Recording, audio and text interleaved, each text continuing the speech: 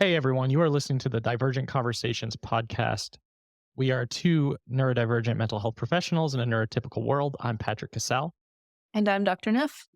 And during these episodes, we do talk about sensitive subjects, mental health, and there are some conversations that can certainly feel a bit overwhelming. So we do just want to use that disclosure and disclaimer before jumping in. And thanks for listening.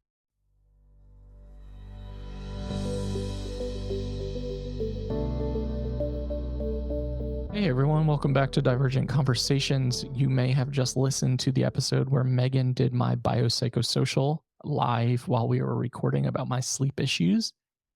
We had the idea that we were going to immediately do Megan's biopsychosocial. We forgot. We started recording an OCD series, and here we are revisiting I this. don't think we forgot. I think it was like poor time management and scheduling. I think Megan's right. So poor time management and scheduling, and here we are. But this is going to come out the week after y'all listen to my episode. And Megan, you did this Venn diagram for yourself. When you did mine, you were typing it in and I was giving you the information. So this is going to feel a bit different. What was it like creating this Venn diagram for yourself? And tell the audience, like, what are the things that we are focusing on today? Yeah. So I think because like with you, we had a question, and I think it's helpful when you do this to have a question in mind. And yours was sleep. And so for me, when I was writing this and I was doing it last night, it kind of the theme that I've been exploring is this idea of stuckness in my health journey. And so it's very much connected. I think the really big thing is fatigue. That's the thing. If I could push the needle even a little bit on my fatigue, Right. I feel like that would be huge for me. So fatigue, but like really long COVID, like I just feel like I've been watching over the last 4 years. I've been watching my health decline, and that scares me. And I feel like I'm in some pretty bad cycles with it. And so that was kind of the big thing around like long COVID, stuckness, um, with an eye of like, okay, how am I going to get unstuck? And it's been something I've been thinking a lot about, frankly, since we recorded yours. Yeah. Um, in my newsletter, I've been sharing more about this idea of like getting stuck in a defensive monotropic mode where I like go into monotropic mode as a way to escape my life. And monotropic mode is that like deep singular focus that is a place of joy for a lot of us. But I've noticed myself, I go into it defensively to escape my life. Sure. And I'm realizing while that is a powerful way for me to self-soothe, it's also creating other problems in my life. Yeah. Yeah. Yeah.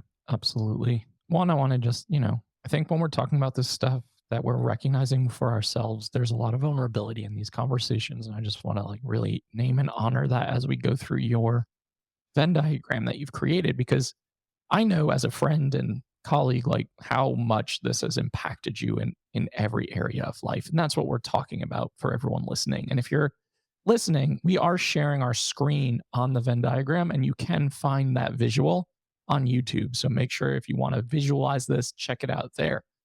So when we're talking about feeling chronically fatigued, we're talking about long COVID. There's obviously a lot of symptoms and impact that come with this. Where are you noticing this the most in terms of the biopsychosocial Mhm. component? Like what's really coming up for you when you think about how this is impacting you? Yeah, and I mean, this is where I really like this framework because I see it really holistically. So I guess to start with the bio, like honestly, I still don't fully understand what's happening with my body. I did just do an oats test, which is a pretty cool test that will look at kind of different things that might be going on with the body. And I do have a protocol I'm going to try that I feel a little bit hopeful for, but I just know there's a lot of systems in my body that aren't working well right now. A lot of inflammation. On that oats test, my vitamin C came back in like 0 to 2%. Like I think that my body's just burning through any vitamin C it does get because I'm always sick. Right. Which that may be also explaining why I'm always sick because I have like very little to no defense system. So I think part of what I'm noticing is it's very rare for me not to be sick. Like right now as we're recording, it's middle September. I got sick end of July. I had a 6 or 7 day stretch beginning of September where I wasn't sick. It was amazing. And now I'm sick again. Um, So it's just, I am chronically sick. And when I get sick, often my reactive airway stuff and my asthma acts up, and there's pain, and then movement gets a lot harder. I get I get more brain fog when I'm sick, and the fatigue kind of accelerates. And I haven't been diagnosed with POTS, but I have a lot of the POTS symptoms of kind of lightheadedness and um, things like that. So Yeah. biologically, just like sickness, fatigue, asthma, that influences social life quite a bit. For one, before I got COVID, I was a like avid exerciser, and it was my huge outlet. Um, and I feel so distant from that person, that body that could do the things I could do. Um, and so my movement has become so limited. And um I think some of that's psychologically impacted, which we'll get to, right? But some of it's biologically impacted of just it's harder to move. When I go on a walk, like I will often bring my inhaler because it's hard. Yeah. Um, and then I retreat. I'm terrified of getting COVID, and the world has moved on from COVID. Right. And so I isolate, partly because I'm so tired. Yep. And for me, like, because people often ask, like, how can you do so much? Like, I'm literally often like sitting in sweatpants on my computer most Absolutely. of the day. But I have like a lot of body fatigue. So whenever I exert my body is where I experience a lot of fatigue. Fatigue is one reason I don't go out in the world, and then that exacerbates my sensory stuff. But it's also just like, well, is going to a coffee shop to do work, that sounds nice, but is it worth the risk of exposure? Right. Or is going to see this person, that sounds nice, but is it worth the risk of exposure? It's So this that's like constant constantly. mental calculation of that cost benefit analysis of like, and that's got to be unbelievably exhausting and honestly frustrating at times too when you're having that mental dilemma. Absolutely. Yeah, absolutely. It's exhausting, which is why it's easier just to like, I think, retreat into these patterns of isolation. Right. Um, Absolutely. so my social life looks very different. And some of that's like discovering autism and deciding not to go to places that are like sensory overwhelming or where I would be masking a lot. So it's weird. I discovered autism and got COVID within the same year span. So like these things are also intermingled in really complex ways for me.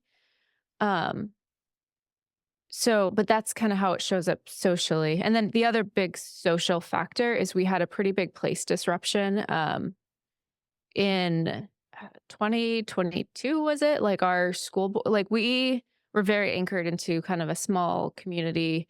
My spouse worked for the school district, had kind of a high level job there. It was really meaningful work for him. It felt like we were giving back to our community. We were rooted, and the school board was radicalized, and made a series of terrible decisions, including firing the superintendent, who was a really effective superintendent, who was like my spouse, Luke, like worked so closely with him. Um, and we kind of saw the writing on the wall that there's just going to be budget nightmares, and it was not a queer affirming space anymore. So but we moved to Portland, and like we don't have a community here. So there's this huge place disruption that also happened amidst all of this. So that's another social factor of my Right. diagram. And it looks like Um, family tension as well, I imagine, with place disruption really impacted a lot of that too. yeah, the family tension, that's an interesting one. We moved to Oregon partly because my family's here, but there's been like percolating family tension, mostly with me and one of my sisters. We're very different personality wise, and I think see things very differently, have very different defense structures. Um, and it's just as our kids are all around the same ages, and as like it's just kind of got into a tipping point that's painful to where the the social system I would have in Oregon is one that feels pretty difficult at the moment. So that's how that wraps into my social diagram. And that, you know, as we're talking about this from a holistic viewpoint, we can see why this all bleeds into the psychological Hmm. part of this diagram, right? The depression, anxiety, Hmm. some of the other symptoms and traits that come with this, the anxiety, the grief and regret. Like this all is intertwined and interwoven. So it's just amazing how impactful, you know, one event certainly starts this like domino effect into all of these experiences.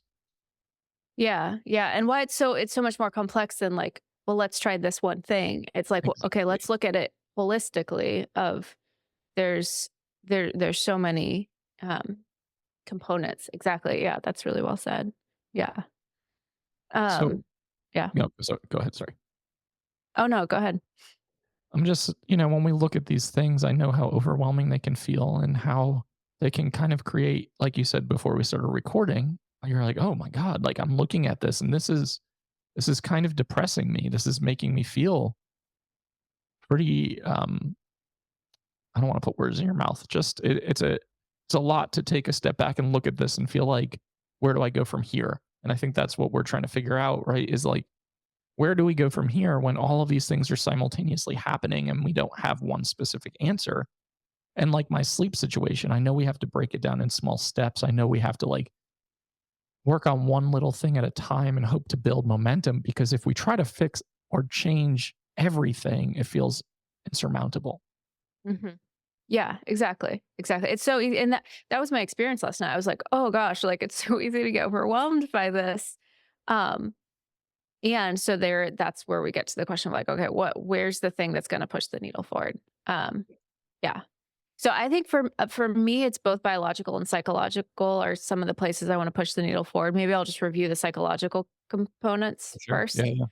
Um, so let's see. Yeah, I mean, I talk pretty openly about like depression, anxiety, OCD on here, I think the depression.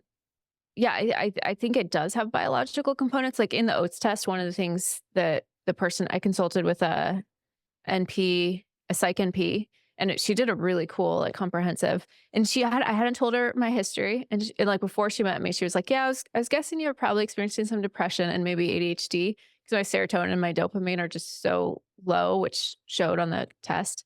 So I know that depression like has some like organic basis to it, but then I think like the social pieces I just articulated obviously also tie into depression or just like the experience of chronic pain, chronic fatigue, the changes.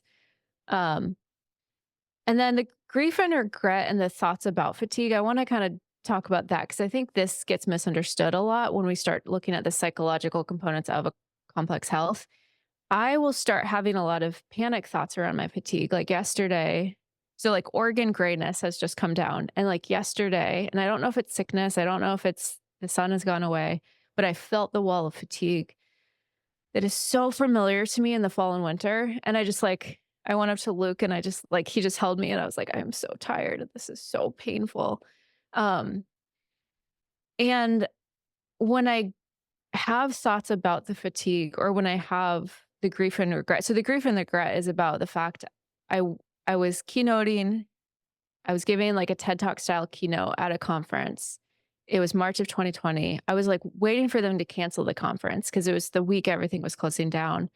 I didn't want to not go since I was keynoting, but I Right. went and I got COVID and I came back and I gave it to my daughter who's also had long COVID. So I have so much grief and regret around how I got it. So whenever I have a symptom, right, this is how like neural associations work. When I have a symptom of fatigue or when I have like an asthma flare up, those scripts, sometimes consciously, sometimes unconsciously, start playing. And that activates my stress response, and that activates my cortisol, and that activates my inflammation. So when we're maybe working with a therapist around, well, what's your story around your illness? It's not because it's like, oh, it's all in your head, but it's these things can start pairing in complex ways so that every time you experience that sensation of pain or every time you experience it's hard to like get a breath in, if that's activating those stress scripts, ultimately that's not very helpful for us. And I know I have a lot of grief like that was one of my ahas. I was like, I think I have a lot of like unprocessed grief around this. Yeah. So that was one of my ahas yesterday with the psychological component. That's a big one. That's a huge, almost epiphany moment of this is what's coming up for me every time I experience a symptom or every time I get sick. Kind of flashing back to that moment of going to keynote, understanding to some degree what was happening in the world, and just I see the FOMO and the overlap. So I imagine some of that was like professional FOMO of I don't want, if I don't go, and some of it is how does that impact my reputation? Like I imagine a lot of that was going through your head at that time. Totally. And I also was feeling very anxious. Like, because it was TED Talk style, I had been prepping for 9 months. I had it memorized, like Right. in my body memorized. But I was very anxious because it was the first keynote I'd ever done. And I was like, if I don't go, is that me letting the anxiety win? And so I kind of pushed myself to go, knowing I'm someone who has anxiety. So yeah, yeah. Yeah. Okay, but here's my other big aha moment that I'll share. And this I think is where this is one of the places I think I need to like dig a well and push the needle. I have in bold on my psychological circle manic defense. Yep. This term comes from more like psychoanalytic terminology. It's not to be confused with mania, as in often in the context of bipolar. But a manic defense is basically where your defense structure does like the opposite of what you're feeling to escape feelings of like helplessness. So it's can be common with depression, for example, where if a person has a manic defense to their depressive like structure or experience of depression, they might be really busy in projects and creativity. They're basically doing anything they can to escape the reality of the depression that would make them feel really helpless. And I was realizing, I think I've been functioning in a manic defense structure which is partly why I'm such a workaholic, I feel so helpless when I think about my health issues that Right. it's like, well, maybe, I build one more workbook. If I do one more thing, and I can tell it's a defense against feeling the grief, feeling the helplessness of how much my body has changed in the last 4 years. That's huge. That's a huge revelation too. And it makes so much sense why you would deep dive into your work to kind of escape that reality. Because if you're not working, I imagine you're spending a lot of time either by yourself or in your home, and your brain starts to ruminate on these things. Your brain starts Mhm. to really fixate on limitations and newfound capacity. And I imagine that grief just then intensifies. Yeah, yeah, absolutely. Because you and I have talked so much about working and workaholism on this podcast, and I think we can both agree that we both may struggle with workaholism. And I think a lot of Mhm. autistic business owners do. And I think that we are in our homes a lot where we feel comfortable and we're like doing things that we typically love or are really interested in. But when we step away from that, when we step away from the workaholism and we have the realization of, damn, this is a defense mechanism for me, it is protecting us, right? It is protecting us Mhm. from overwhelm. It is protecting us from grief. It's protecting us potentially from anxiety or depression. So I do look at it as like a double sided coin in a way. And I think Mhm. that's why it's sometimes so hard to separate from. Yeah. There's this quote I love. I believe it's from Lacan, another psychoanalyst who talks about like enjoy your symptom. That's some like sometimes, I mean, obviously we want to work through our depth issues. And then sometimes it's like, um, because our symptom can have a double-edged sword, especially for workaholism. Like capitalism rewards that, society rewards that. Like there's a lot of reinforcers that reward that. And so that is a hard one to disentangle from. I agree 100%. There's so much there that we could explore in terms of why workaholism is protective. I think a lot of these symptoms are protective, like anxiety is protective.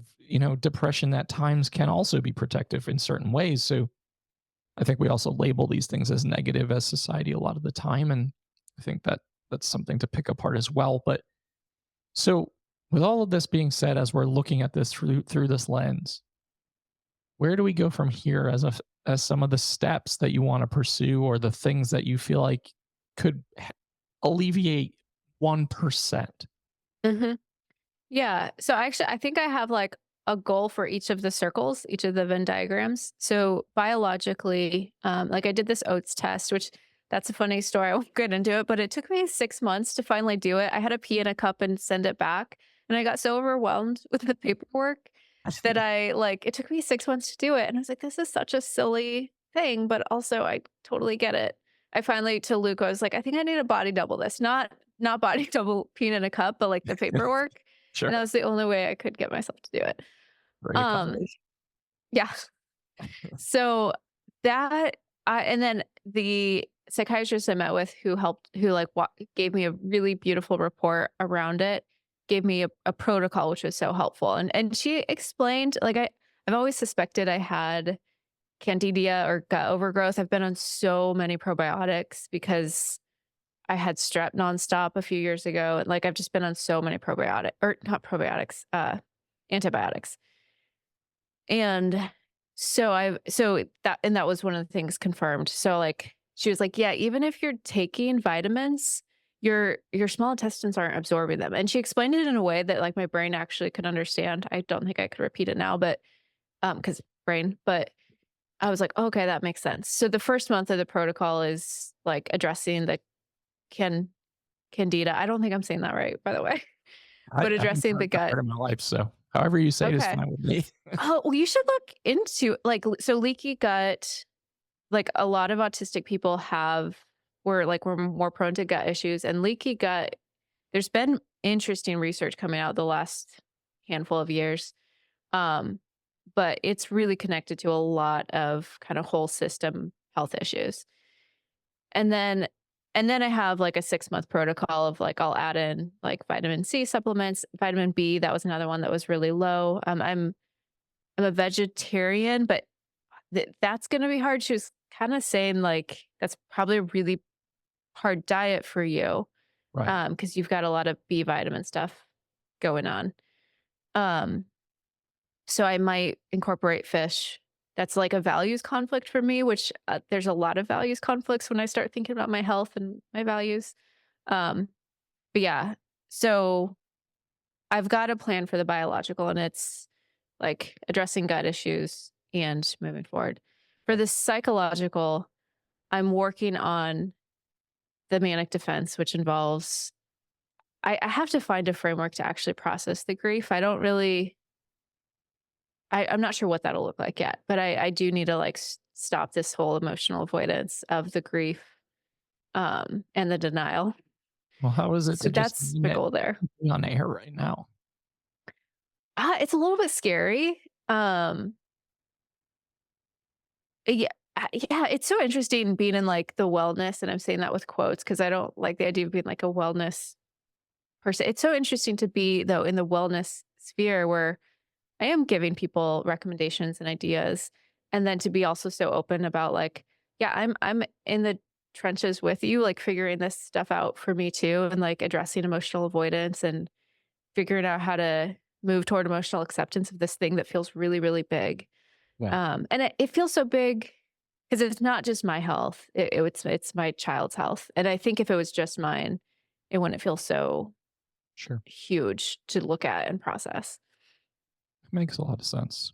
When it comes to offering advice and support while also needing similar advice and support, I think that just makes you more human from my perspective. I think I don't know a single person who's like I don't want to say holistically well because that's not the term, but I believe we're all struggling with some of this stuff in some degree or capacity. So I just think it makes you more of a real human being who's also struggling with their own stuff as well.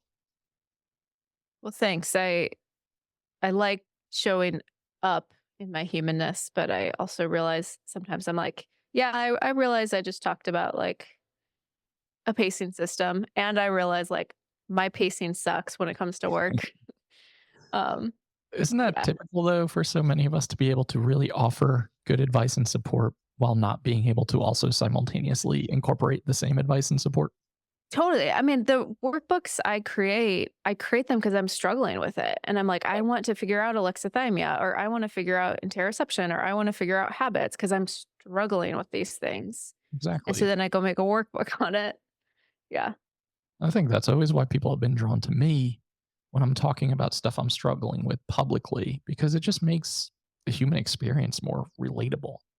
Mhm. Because people can see things through certain lenses, right? Like, you've got it all together. You're doing all these things. It's like, no, fuck no, I'm not. Like, I am in my house 99% of my life. It's like, Mhm. it's, but I do think it makes it just more relatable. So, Mhm. Um, so yeah, one tangible thing I'm doing, like in the psychological component, is I'm starting to put guardrails on when I start work. I realize so with the workaholism, which is tied into the manic defense, like I don't think I do things that are good for my health, like go on walks, because I'm like constantly feeling pulled to work. right. So that's one very tangible thing I'm doing is I'm not allowing myself to start work before 9 a.m. Good. I knew it'd be harder to give myself a stop point because some of my best energy comes at night. Yep. Um, so that's one thing I'm doing there. And then socially, I am like getting out of my sweatpants. I saw I you in a tan or brown sweater the other day, and I and I'm wearing immediately, overalls today. yeah, I was like, Megan, you're not wearing black or gray. I know. Well, usually my attire for like the last 3 years has been like a black Faraday turtleneck, and I have like 5 of them, and they're really comfortable, and then like sweatpants. Yeah. Um, and it is very comfortable, but I think it kind of on some level is supporting the like sick fatigue mentality versus like, okay, I'm getting dressed for the day. Yeah. Um, and like it kind of changes the mindset a little bit. I think you're almost, when we're doing these little things, making these little tweaks, it's almost creating those neural pathways of like, okay, I'm going to get dressed for the day. I'm going to approach this day differently. I'm going to have almost a little bit of mindset shift that maybe I might feel better or get through 1 ounce of this day with more energy. I think it does Mhm. create that perspective for sure. Yeah, yeah. And with it, I am trying to get out of the house more, even with my anxiety about exposure. Like my kids are both at school, so I'm already getting a bit of exposure.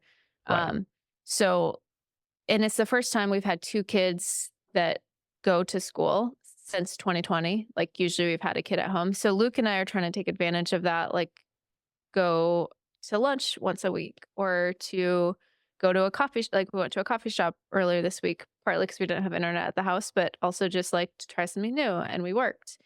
And I am realizing that that also is like helping me kind of get out of some of the ruts that I've been in of like, Yeah. rolling out of bed in my sweatpants, get on the computer, stay on the computer. So that is like actually getting dressed for the day beyond sweatpants.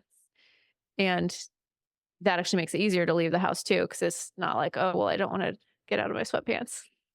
Yeah, I think that's huge. And for those of you listening, like, it doesn't take, even though that energetically or psychologically can feel like a massive thing to do, to not get into sweatpants immediately in the morning, it is a small step that can really have a lot of impact and a lot of result.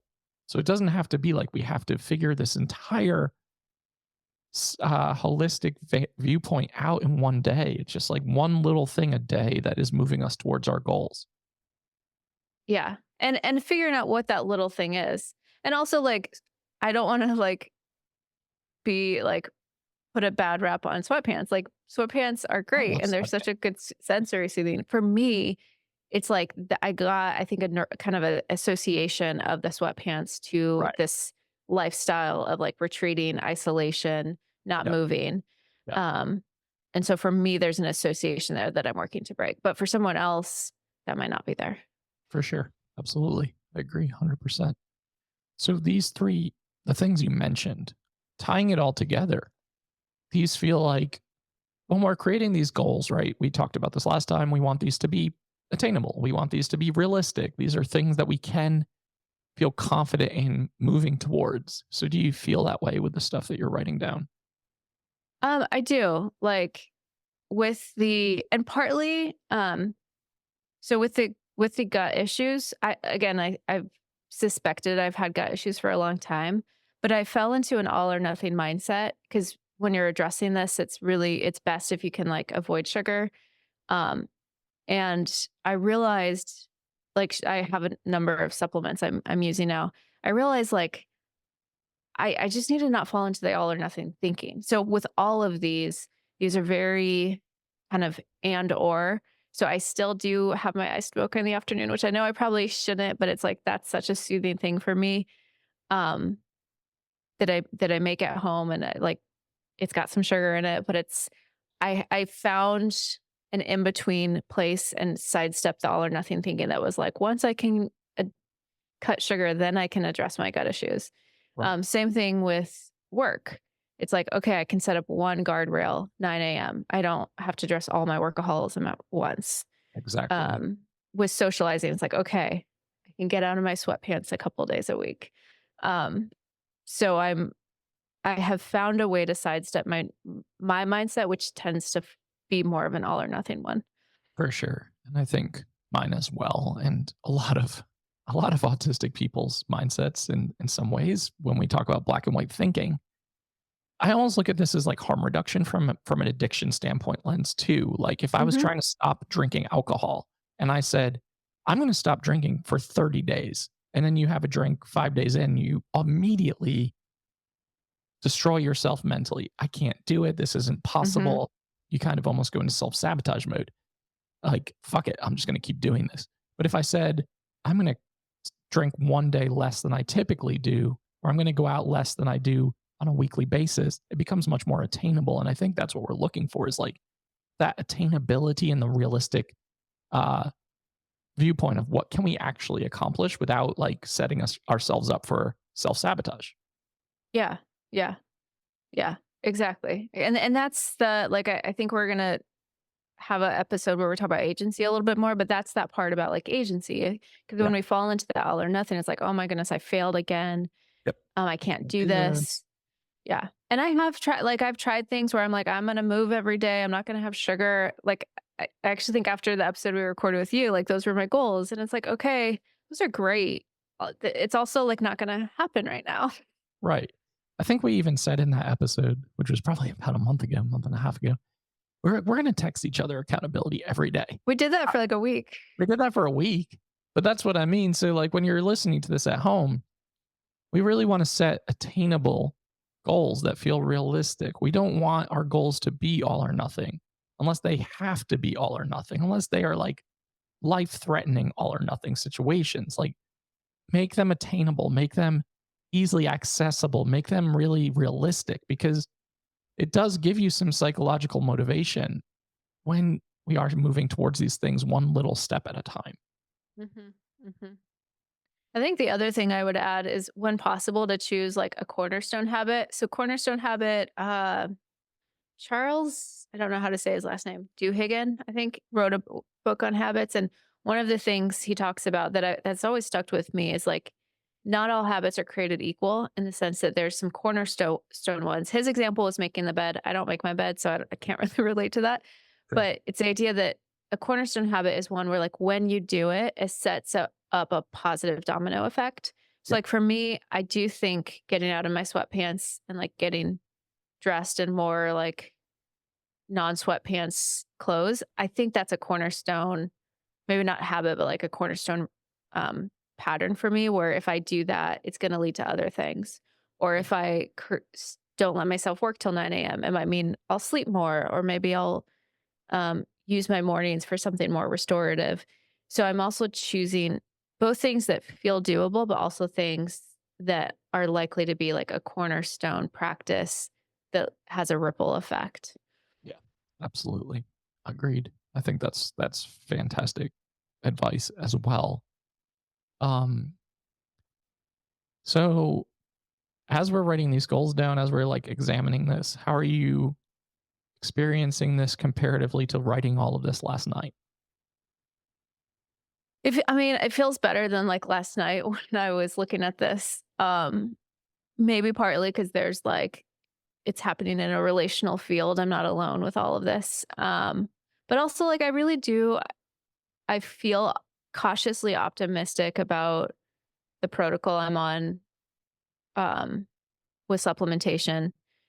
I feel cautiously optimistic that I can actually sort out a more healthy relationship to work. Um, and I have had more energy since realizing like I should get out of my sweatpants more. And so I feel like these three goals feel doable, and I think they will push a few things in the right direction. I still have to figure out how to like actually address this grief and regret, and that feels a little bit overwhelming. But like, I'll get to that. I'll get to that. Yeah. Well, that is certainly one that I can check in on you with if that's something you want or No, don't. I'm yeah. just kidding. Okay. Like the OCD series. Like, Okay. nah, I'll I leave it don't to you. really want that. I'll just put it in the back of my mind. I'll pin it. Um, but yeah, I mean, this is daunting when we look at it all together in one image and we recognize like everything ties into everything. But I think that's the real point of this exercise. So if you're following along at home, you can certainly create your own biopsychosocial. And there are lots of templates online for something like this. Or if you're a visual person and you can draw circles, then you can just create the same thing that Megan has created. I cannot do that.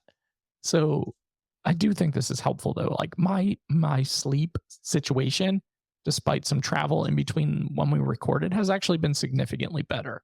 And Really? yeah, Whoa. it's been really good. And I hate even saying that out loud because I believe that I'm gonna jinx it now. Oh no. However, I've been falling asleep, like, I'm still waking up. I don't think I'll ever be someone who sleeps straight through a night, Hmm. and that Sure. just doesn't feel realistic, but I am falling asleep.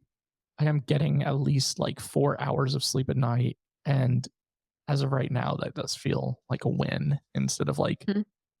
20 days in a row of just not being able to fall asleep and waking up pretty quickly. That was so wild. Yeah. Yeah. What do you attribute Yeah. the shift to? So looking back at it, one, I do think all the travel, like all the jet lag, all the transition back and Mhm. forth for that like 5 month period where I was in Yeah. bouncing back and forth from like Europe to the States over and over Mhm. and over again. I think that played a major, major role because my body would acclimate, my circadian rhythm would acclimate, and then all of a sudden I'd be back 6 hours behind or 6 hours ahead. And that definitely was impactful. I also had stopped cold turkey, which I don't recommend anyone do. A gabapentin prescription that I was on for like 3 years. Mm. And then I started noticing like the increase in the leg symptoms that I was Mhm. experiencing. Then I went to my doctor and she like upped the dosage to the maximum dosage. Mhm. And I have not really had those leg issues since that time. Are you serious? That's Yeah. amazing. Yeah. So I think advocacy for what we need to, like, I was a bit embarrassed to go in and say, I cold turkey stopped this prescription, which I know Mhm. better than to do. Um, Mhm. and then to be like, but can we try this thing? And I think Mhm. this is like a last resort situation if we can see if this will help. And it did. I mean, I'm still experiencing it, but like probably a 90% reduction in terms of discomfort. That's huge. Yeah. Yeah. And I love how you name that like you had to get over your own embarrassment to be able to self-advocate for like, actually, I think this would be Yeah. helpful. Yeah. Yeah. We're mental health professionals. And then again, going back to what you said about like giving advice and offering suggestions. I'm like, yeah, don't cold turkey stop your mental health prescriptions. It's just not a good Yeah. idea in any situation. So Yep. Yep. lesson learned, lesson learned. Mhm. Mhm. Um, but yeah, I feel good about this. If you need any accountability in any part of this, I'm here to do that for probably a week before then our lives get chaotic and we forget. But I am glad that you are taking these steps on these things. And obviously, as a friend, I want to see you feel better in all of these areas. And I know it's been a struggle. So Mm. Well, thank you. Yeah. Yeah, and I like the idea. I think we had talked when we recorded your episode of like maybe we'll do a check-in in 6 months Yeah. Yeah. and like let folks know. Yeah, I do. It is interesting. I do feel like a little bit of a vulnerability hangover now. Did you Sure. feel that after we did your episode? Yeah. I told you on air, I thought it felt like I was in therapy. I was like, I just feel like I was in a therapy session for an hour, like going over this like intense and vulnerable stuff. Yeah, I feel a little bit nervous about releasing this. I also know like a lot of people, their lives intersect in similar, Sure. like have similar struggles. Yeah. But yeah. Well, the good news is, Megan, that this episode's going to come out next week, Oh and shit. we'll just you just can ignore the collab invites and don't pay attention to social media, and it'll be out and in the world, and then it'll be gone. Yeah, can I maybe review the reels like Sure, this of time course. before? Yes, absolutely, absolutely. You can always review the reels. Okay. Good news for everyone listening is that we are having a repeat guest on. We'll be on our next episode, Dr. 𝗿𝗶𝘀𝘁𝗶𝗿, probably one of my favorite episodes that we've done, probably one of my favorite interviews that we've done. I actually hired them to come speak to my group practice about neuroimmune systems and all the things. And it was just an incredible human being and resource. And I'm really looking Mhm. forward to that conversation. I am too. I'm really excited that they're coming back. Yeah. Yeah. Yep. So, for those of you struggling with any of this chronic health stuff, we're here with you. We experience it too. And we definitely understand the complexity and the struggle. And I hope that this series has been helpful, if not depressing all of the time. I hope there was some optimism and glimmer of hope sprinkled in throughout. And you'll get a lot from this episode and Dr. Hauser's episode before we then transition into our OCD series that we are currently recording. So, anything else on your mind right now? No, I don't think so. Right. For everyone listening to Divergent Conversations, new episodes are out on Fridays on all major platforms and YouTube. Follow our Instagram, Divergent Conversations. Like, download, subscribe, and share. Goodbye.